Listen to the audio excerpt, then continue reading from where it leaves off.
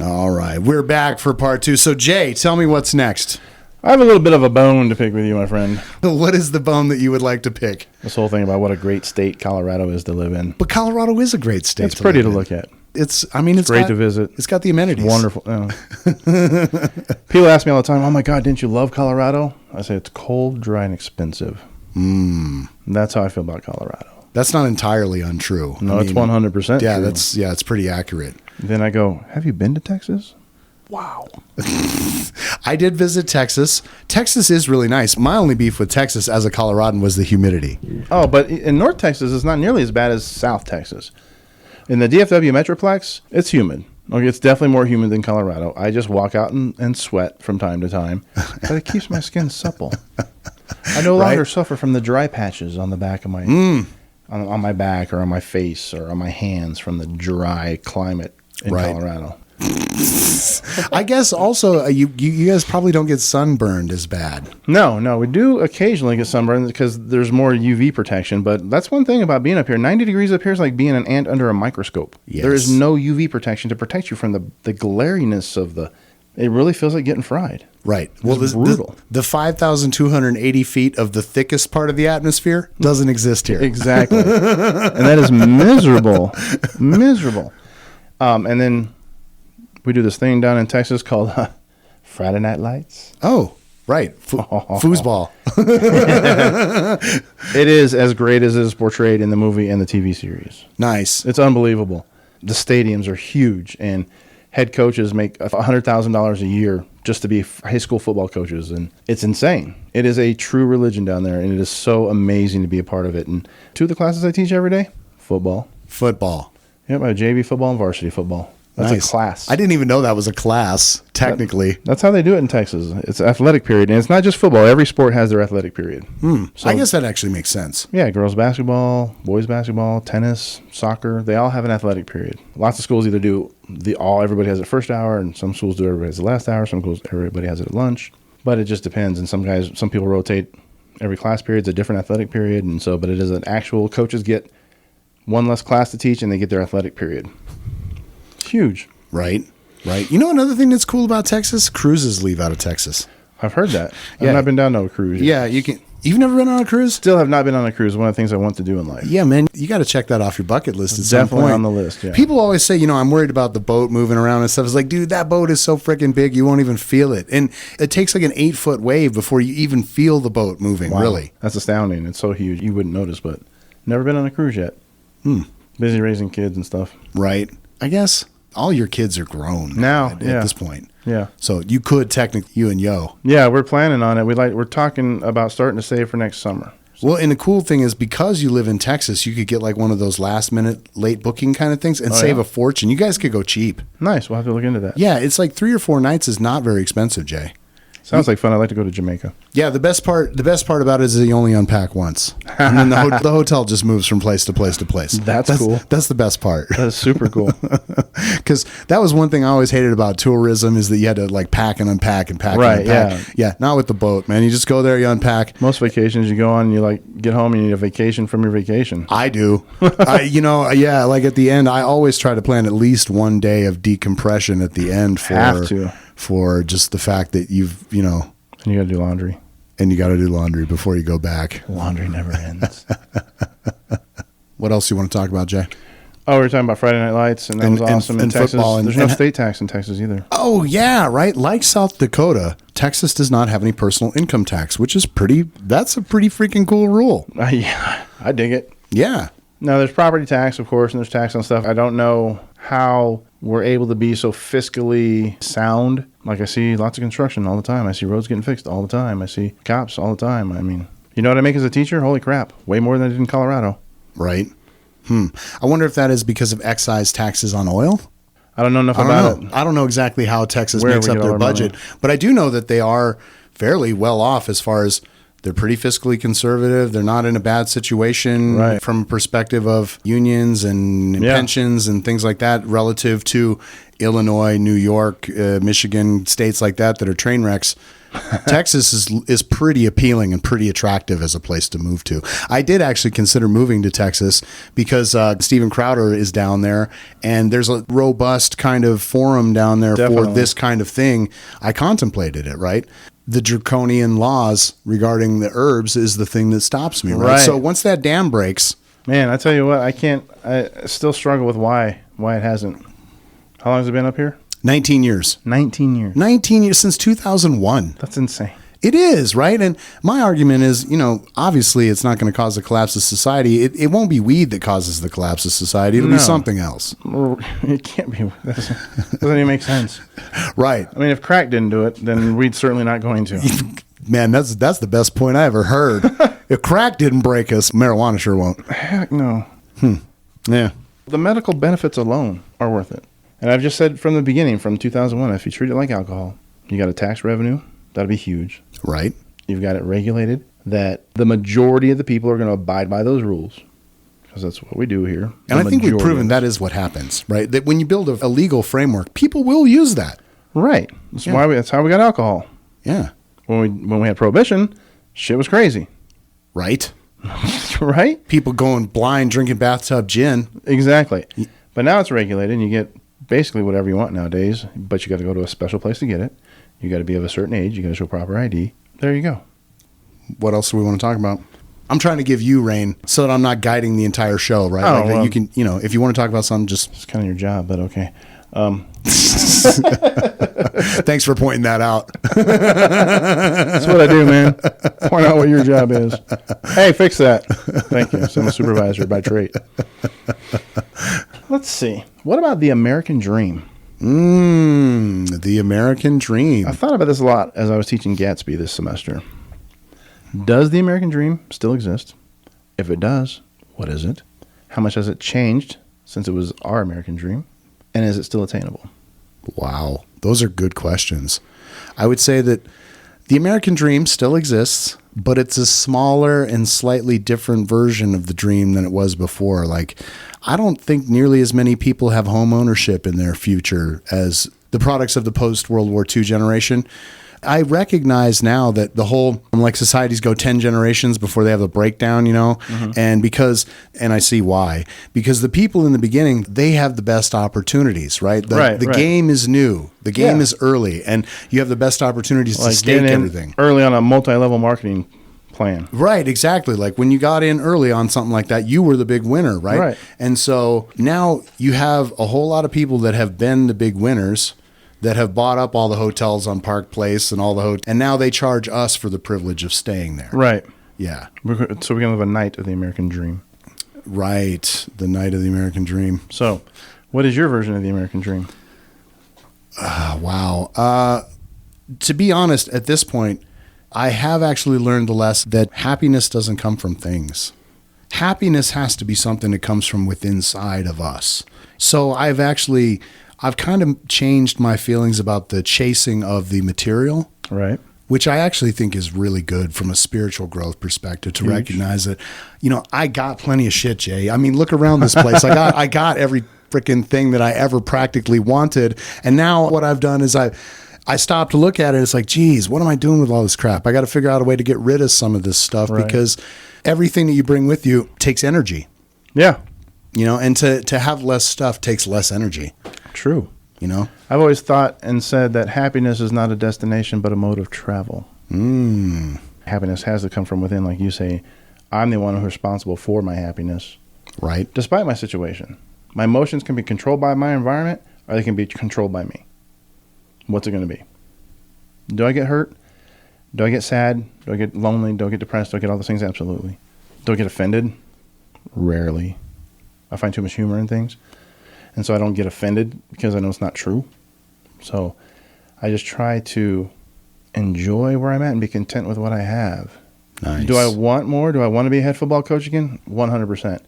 Was I hurt and upset that I didn't get an interview to be the offensive coordinator this year, even though I've got a resume that says I should? 100% was so pissed off, right? So mad. Took a deep breath. New OC comes in, right?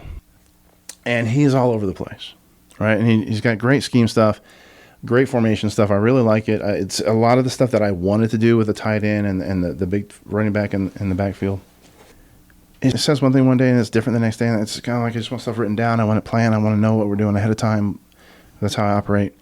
And so I get a really bad attitude about this guy. Because then he talks to me like I'm a first-year coach. Like he's here to teach us all he knows about football. I'm like, bro, this is going to be year 20 for me. Just saying. We kind of started off butting heads. And we hired an assistant O-line coach. 3 days. He says to me, I'm just trying to do everything I can to alleviate the tension between you and Coach Robinson. I said, is it that obvious? Oh, yeah. So being the self-reflective man that I am, I take that home with me. I'm talking to Yolanda about it. And as I'm talking to her, I realize how she does her job. She just does what needs to be done. She doesn't bitch about it. She doesn't complain about it. She might come home and complain to me about it, but she doesn't say shit to anybody at work about it. Shit's got to get done. She's going to get it done. She might even have to come home and do it, but it's going to get done. So I think to myself, if he can see that, he's been here 3 days, what do the kids see? And that bothered me. These kids don't deserve that. They deserve to have the best possible high school experience football-wise that they can possibly have. They don't need coaches having pissing contests. Truth. So I had to look in the mirror, take a good hard look, and I said, you know what? JJ, that's what I call myself, JJ. I said, here's the deal. You didn't get the job. Did you deserve it? Probably. You didn't get it. What are you going to do about it? I'm going to change my attitude. I'm going to show up every day and have the best freaking attitude I can have with this guy. I'm just going to let him be right. I'm not going to be walked all over by any means. But I'm going to greet him with a smile, be positive in my actions, be positive in my words. He's one of these guys who wants things done his way. We're going to do everything his way, the way he wants it done. Doesn't matter what I think. We're going to do it all his way. And not so I can blame him if it goes wrong, but because that's what he wants done. The kids deserve it. There's going to be I think that's a really mature attitude to have about the whole entire thing, man, honestly. It's only taken me half a century. Yeah. So it's just like, and for me, my whole focus is about the kids. They deserve that. They deserve the best possible experience ever. So I'm going to do my part to make sure that happens. So I show up. It's Thursday, and I just have that great attitude I'm talking about. Fantastic. Everything's great. Show up on Monday, and he's changed his attitude with me. He starts now asking me what I think about doing something. One day for him to say, that guy knows what he's doing. I think we should do this. What would you like to do? He wanted to put in this buck sweep concept, and I said, Coach, I'll be honest with you. We are backside scooping so well, the natural transition for these kids is going to be outside zone because it's the same steps. He goes, you're absolutely right. Let's do that. One day of me having a better attitude. Now he texts me, asks me questions, wants to know what I think about kids instead of overriding all my decisions. Wow. All because I changed my attitude. And there for a week and a half, I was dreading going to football. Like I didn't want to go to workouts. Yeah, it's summer. I'd like to stay home and drink, day drink, by the pool. But we got football. It's football. Right. It's an opportunity to do football. That's all I really want to do. All I want to do is be a head football coach or be a college football coach and just do football. I love English. I love teaching literature. I hate teaching to the test. I'm really great in the classroom. Kids love me. I love the kids. But all I want to do is coach football. And now summer, it's all I have to do is coach football.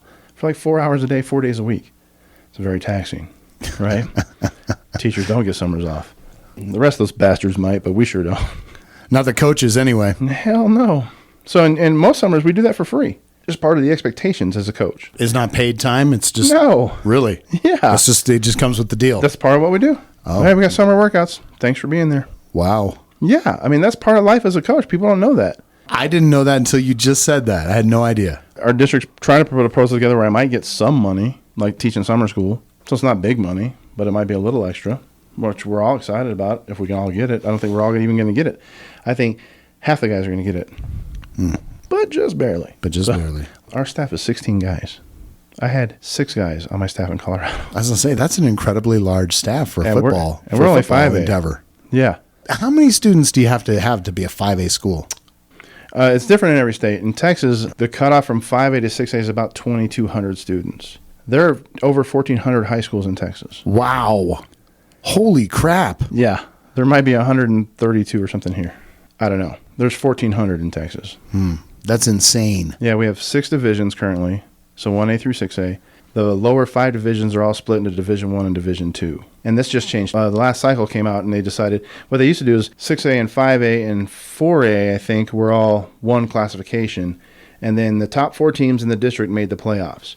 And then they took those top 4 teams, and based on the number of students, put you in Division 1 or Division 2. And so if you had less students, you went to lower division to play more lower divisions. So schools similar enrollments. So to try and match teams based on their talent pool. 1,200 kids at your school, you don't have to play a team that has 2,000. And that's what I'm getting at. Oh, Is the that talent they have pool. a larger Yeah. they have a larger talent pool to pull from. Right. So Correct. Yeah. And so that's the real big disparity in Texas high school football is the big schools playing schools that don't have nearly the number of students. Because Allen High School is a one school district. They have over 5,000 students in their school. wow, that's a huge school. Yeah. The 2 biggest schools in Colorado are Doherty and Cherry Creek, I believe. Yeah, And they're just barely over 2,000. Cherry Creek maybe 23, 2,400. that sounds right. Yeah. We're 5A, Division 1. We're 2,100. Wow. Now, and I got a magazine in my car that's got a high school preview for over 1,400 high schools. That's unreal. It's phenomenal. Wow. Yeah, so you're talking about some crazy enrollments. I know, so 6A is like 2,250 and above. So, and then 5A Division 1 is 2,249 down to, God, I don't know, 18. It's hard to imagine high schools like college size because that's almost bordering on college size when you're at 2,200 students and stuff like that. Without a doubt. Without a, it's a small Division 2 school. Wow. We play in stadiums that are better than most of them. It's insane. The facilities are unbelievable. We're probably 2.5 years away from our own indoor facility. Wow. But I can't tell you how many schools have indoor facilities. And some of them are 40-yard fields with a little weight room at the end, and some of them are 80-yard fields with a magnificent weight room at the end. It's astounding. Just the money that goes into it, first of all, is astounding. All that stuff is backed by a student-athlete mentality where they expect you to be a student. And I'm sure there's stories and all that other stuff, just like we talked about good apples and bad apples and everything. But for the most part, I can tell you that if you have a D in any class, you don't get to play that week. I don't think that's unfair. It's not. No pass, no play. Right. Can I ask you a question? I was thinking about the fact that how has the whole landscape of concussions and stuff like that changed football? That's been a major topic over the last couple of years is concussions in football, right? Yes, and it's been very damaging to the sport as a whole with mothers not wanting their little babies to play football. But the equipment nowadays is so much better than anything I put on my head. And if you're really that concerned about it, you can buy an $800 helmet. That kid will not get a concussion. They can't say they won't, but I've seen the data. I've seen the results. I've seen kids wear the helmet. They're not getting a concussion. There are more concussions in soccer than there are in football. Wow. Yeah. Oh, from the whole bouncing the ball on your head thing, right? Bouncing the ball, running into people, knocking heads. They don't wear protective equipment at all. Right. There's more torn ACLs and more concussions in soccer than there is in football. Football's by far the best sport a young man can play. From a safety perspective? From a life perspective.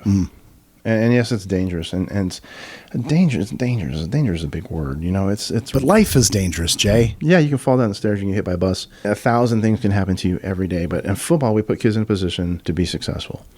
And we talk all the time about eyes, hit them on the rise. So we want your eyes up. So you never hit with the crown of your helmet. Sternum across the bow used to be a big one. We say, because you can't talk about the head. So we say, get your sternum across the bow, the front of the player. But now everything's about tackling the hip. From behind, get your head behind the player, grab the hip and roll. Tackling has changed. The equipment's changed. The game has changed. It's no longer a big bruising downhill game much anymore as it is to spread it out and make it look pretty. I think we're seeing a little bit of the physicality come back, which it needs to. But so there's always inherent risk in everything you do. Right. Is there more risk in football? I don't know that I can say yes, definitively. I just think I played for half my life, right? I played 14 years of organized football. I bruised my left knee, hyperextended it, and chipped with the bones in both my pinkies. And I was a middle linebacker and an offensive lineman, and I had a guy so hard in a game one time I spiral fractured his tibia. Like I could bring it, man. I was laying the wood. Like I was a monster, man, you know? Right. And I was only 185 pounds when I did it, but I could bring it. And yeah, I mean, I think people said I might have a concussion. I probably have a half a dozen, Jay. You know what I mean? Just from life. Right. If you whiplash your head hard enough, you can get a concussion. You get in a car accident, you can get a concussion. If you bang your head on something, it's going to hurt. If you hit your hand on something, that's going to hurt. So if you hit your head on something, it's really going to hurt. Right. Doesn't mean it's concussion. You know what I mean? Like, I hate that. Right.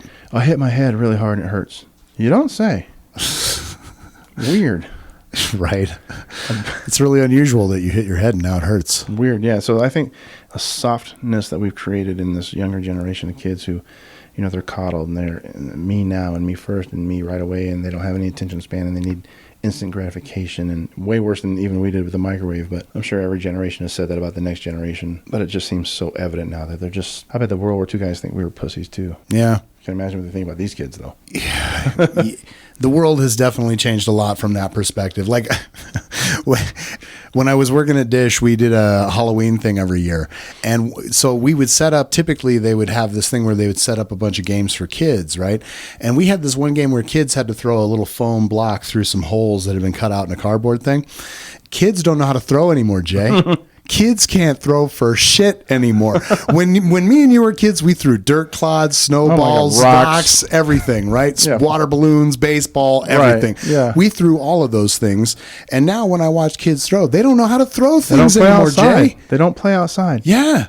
They have no physical prowess whatsoever when it comes to athletic ability. It's stupid. So, you know, the reason I'm a coach and a teacher is because I can make fun of kids all day, right? Right. And I'm really good at it. So one of my favorite ones, if I see a kid throw something, I go, man, you throw like you don't have a dad. Oh, bumps. Feel the burn. They're like, Coach, I don't. Yeah. Still funny. It's still funny. Right. Did you ever see the movie Gran Torino? Yes. I love Gran Torino because they perfectly nail how guys talk. Yes. Right? Like when he makes the kid come into the barber shop and do the whole exercise about how guys talk. That's exactly it. That sort of ball busting kind of, you know, my mechanic's trying to fucking bend me over for $650. Exactly. That's exactly the way that guys relate to each other. What we do. It's how we talk about it. He nailed that so perfectly in that movie. Yeah, I love that. You can't just come in and talk a bunch of shit about a man's shop. Now go outside and come back in and do it again. Loved it. We need more of that. And I've said since the mid-'90s that I believe fathers' homes are the greatest epidemic in America. And it's gotten nothing but worse. And, you know, hats off and big praise to all the women who are filling those roles and doing the best they can to provide everything a young man needs in life. But nothing replaces a father figure and having a male presence in a young man's life to learn how to be a man. No woman can provide that. It's not possible. They can teach them a lot of great things and the importance of learning those things, but they can never truly exemplify those things. Like, you're not going to see her open the door for a man to say, not that she's not capable, but to say, I value you. Let me get the door for you. Right. Because I value you. Not because you can't, but because I value you. How to shake a man's hand. The athletic superintendent, AD for the district, was in the weight room the other morning, and he was talking to one of the young men. He went to shake his hand, and it was limp fish. I said, you can't do it like that. Excuse me, Mr. Lincoln. And he's like, no, go. So I like, grab a man's hand, firm. I put his hand in the right position and squeezed it firm. Now look me in the eye and say, nice to meet you. My name is Christian so-and-so. Try again. Mr. Lincoln, if you don't mind. And came, shook his hand, and that's much better, son. Very good, very good. That's how it's got to be. That's how you earn a man's respect. That's how you make that first impression. Nobody told him that. That should be a class in middle school. You bring up a good point, right? Because half of the things that are really important lessons in life we don't teach. Way more than half. Yeah. How to tie a tie. Right. Respect. Respect could be like a whole class. It should be. It could be a whole year. My dad taught me how to tie a tie. Yeah.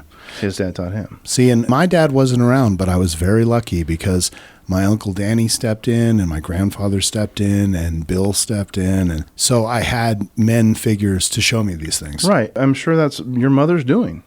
Right. She may not have overtly asked, but I'm sure she knew it was important and made sure it happened. Right. These women who keep men out of their lives are ruining young men. These kids, and you know, you get to be 14 years old and you're bigger than your mother. You may or may not care what she has to say. Right. So what has she told you your whole life? You don't have to listen to no man. Ain't no man telling me what to do. Is that so? So now I have to train young men how to behave like men. And the best way I can do that is by example. That's all I know, really. Right. But we have frank, real discussions about those things in my classroom with young men and young women present. You know? He'll do something, and one of the kids will do something, that's no way for a gentleman to act. Girl, there ain't no gentleman in this room. I said, well, there's at least one. I don't mind sharing what I know. Right. Tell him, Coach. Coach O's a real one. Right. Tell them, and it's explaining that it's not about, I think you're weak. I don't do this because I think you're weak. I do this because I value you as a person. I value you as a woman and what you bring to the table. And it matters to me. I hold the door for all women, whatever door I go through. I try really, really hard to. I try to always open the car door for my girlfriend, for my daughter. Why? It's just what a man does. It's courtesy. It's just courtesy. Yeah. Once upon a time, we called that courtesy. We didn't call that misogyny. Right. It was just courtesy. Oh, God. You know what we used to call it? Common courtesy. Right. It was a common thing to do. It was more common then. Common sense and common courtesy are not as common as they once were, Jay. No doubt. It's just that it hurts my heart.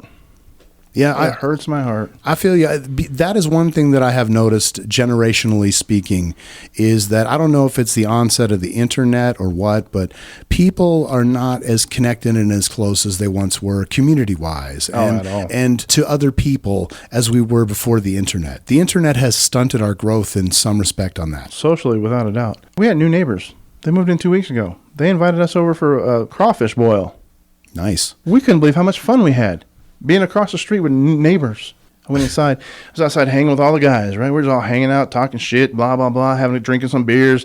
Hey, you know, what do you do? I'm in the Army, you know, I'm in the Marines, I'm a teacher, blah, just talking, good guy talk. Go inside, and the hens are all gabbing. I go to Yolanda. I am having the best time. She goes, oh, my God, me too. Living real life again. With real people. With real people. You know what I mean? It was just so cool. I'm like, got a new friend. His name's Daniel. Guess what his last name is? Sierra. Crazy. Word, right? I'm like, we're going to be friends, I can tell. So, Nice. I just miss.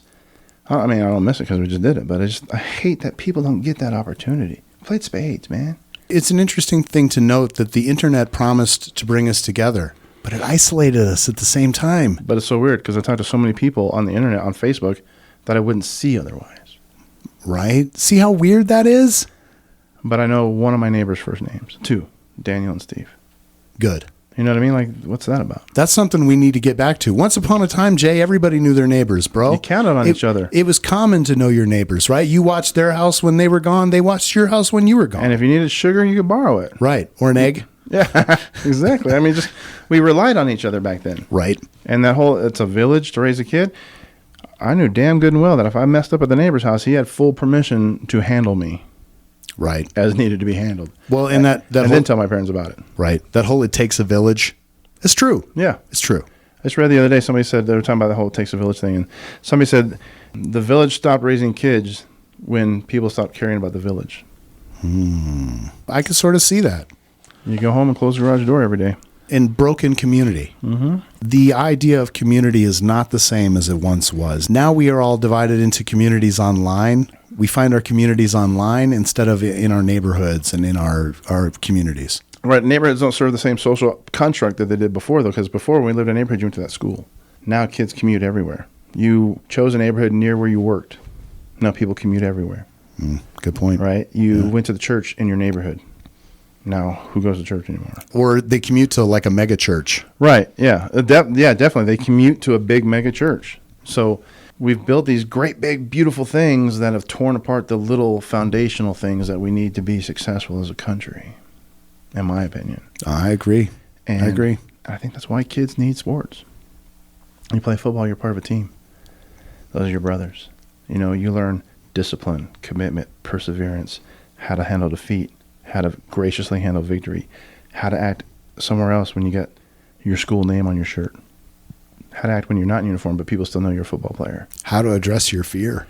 Oh, big time how to address Right? your fear. You know, we got put in a big, tough district and we were looking forward to it instead of being pissed off about it. That's when you know you're doing it right. You know what I mean? Like, yo, let's go. Looking forward to the challenge. Yes. So Nice.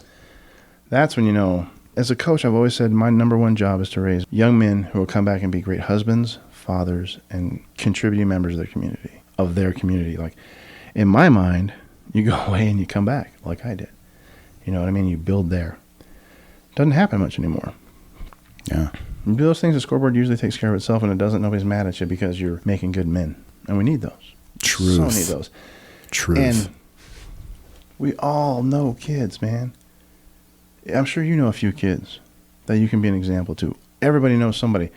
if you got relatives with kids or single mothers, if you know anybody, anytime you can, you don't have to do great things. You don't have to take the kid out and become his best friend and teach him everything you know about life. But man, just when you're around him, act like a gentleman, act the right way. Right. Just do what's right around kids, man. Why is it so difficult? The impact that it has on the next generation is so valuable, and we're wasting it. Right. Well, and when it comes to kids, they are the only ones that I look at as innocent. Right? Yeah. Because once you reach a certain age, you're not innocent anymore. Like, No. and that age is getting lower and lower and lower. Oh. It's like, I dare to say that once you hit about 14, you're not innocent anymore. And young kids, I agree 100%. Like, I try to be the best example that I can be. And I understand the parents of our scout troop a lot more now than I did when I was in the scout troop, right? doubt. Like, I understand the job of the parents is to be those guides. Right, absolutely. Yeah. And you don't have to do great things. Like I said, open the door. Say please. Say thank you. Say, hey, good afternoon. How you doing? How's your day? Nice to see you. You know, just all those little common courtesy things. If we could just make an effort and kindness to bring those things back, I think it could revolutionize things. But they don't ask me. So I'll just chill. Nice. Well, Jay, we've recorded an hour and 45 minutes. That is phenomenal. Feels like we just started. I think we got to figure out how to wrap this up. Okay, I can always come back. Yeah, exactly. In the future. Right. But I think, man, that we probably got at least 2 shows worth of stuff that I can That's so edit cool. this down into. So, you know, I brought up the American Dream because I want to talk about you. And there's nothing greater to me than seeing somebody you care about find their passion and pursue it. Oh, And thanks, man. Watching you go through this process was completely shocked, completely impressed, completely excited for you, completely nervous for you. You know, Kenzie's asking me, can you get paid for doing that? I'm like, well, someday I'm sure hopes to. I mean, if I know Edge, he's got a way to make it happen. So, wow, that's so cool that he did it. You know, and it's so admirable to watch you take the steps to chase your dream. Thanks. And to me, that is the new American dream. It's not about a house. It's not about a material thing. It's not about accumulation of wealth. It's about chasing your passion.